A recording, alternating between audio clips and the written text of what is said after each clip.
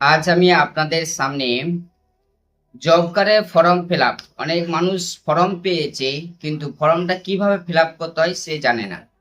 কিন্তু আজ যদি আপনি আমার এই ভিডিও দেখেন, ফর্মটা আর অন্য জায়গায় কোথাও যেতে হবে না, আপনি ডিটেলস এই ফর্মটা ফিল আপ করতে পারবেন।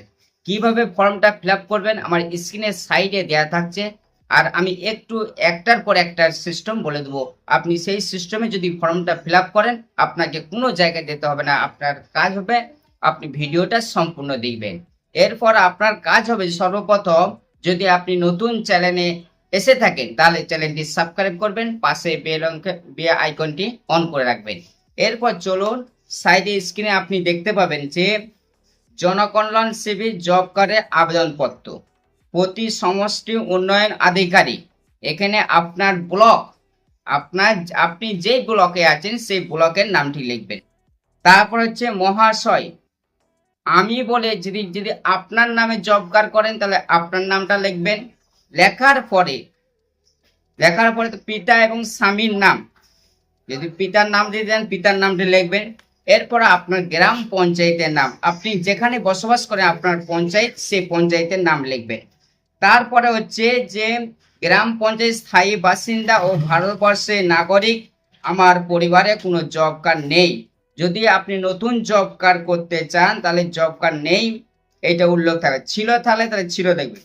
যদি বর্তমানে জব কার্ডটা হারিয়ে গেছে বা ডিলেট হয়ে গেছে তাহলে আপনি ডিলেট চিহ্নই মারবেন, যেটি প্রয়োজন সেটি কেটে দিবেন। তারপরে দেখুন, আমি আমার MGNREG আইন 2005 অনুযায়ী মহাত্মা গান্ধী জাতীয় গ্রাম প্রকল্পে দক্ষ অর্ধদক্ষ শ্রমিক হিসাবে কাজের জন্য আবেদন করতে চাচ্ছি।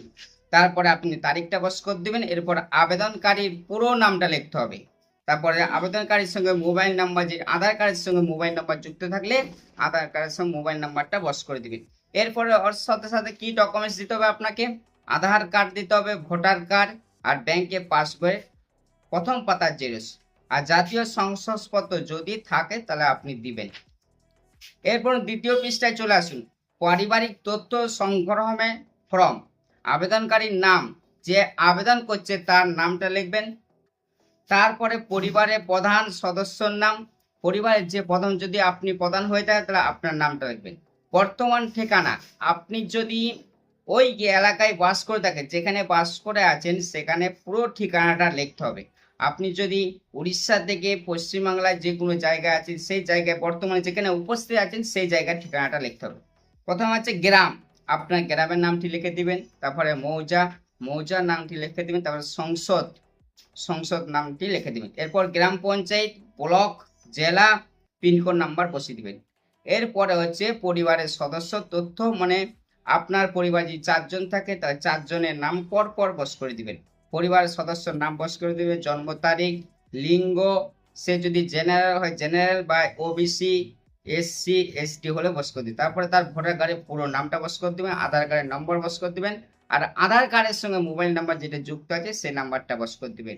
এরপরে আপনার কাজ হবে ব্যাংকের তথ্য, ব্যাংকের নাম দেখবেন বা শাখা, আইএফসি কোড এবং ব্যাংকের পুরো অ্যাকাউন্ট নাম্বারটা বস করে দিবেন।